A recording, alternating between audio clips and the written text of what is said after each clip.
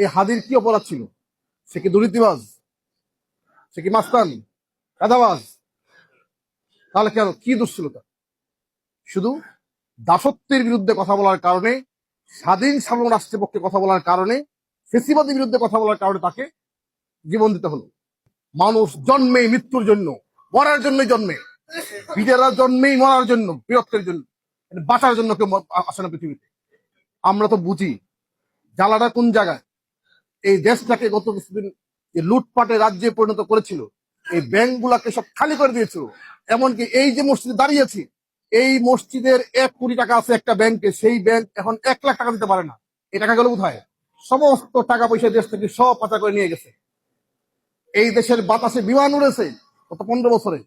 1 লক্ষ কোটি টাকা শুধু বাতাস থেকে নিয়ে গেছে, 1 লক্ষ কোটি টাকার উপর বাতাস থেকে নিয়ে গেছে। এই জ্বালা অনেকের জলে বুঝিত, আমাদের আমাদের বন্ধু রাষ্ট্রের অনেকের। এই জন্য দেশি বিদেশি আন্তর্জাতিক ষড়যন্ত্রগুলো আজকে আমাদের এই দেশপ্রেমিক তরুণদেরকে আজকে হত্যা করার ষড়যন্ত্র নেমেছে। আমরা ধিক্কার জানাই।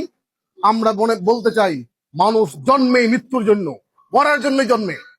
বিজেরা জন্মেই মরার জন্য, বীরত্বের জন্য, বাঁচার জন্য কেউ আসে না পৃথিবীতে। বীরেরা জন্মেই জীবন দেওয়ার জন্য, দেশের বিনিময়ে। মরতে তো সবাইকেই হবে, কিন্তু শহীদ নিয়মত হোক। এই ছেলেটা, এই ওসমান হাদি শহীদ মৃত্যু চেয়েছিল, তাকে আল্লাহ কবুল করুন।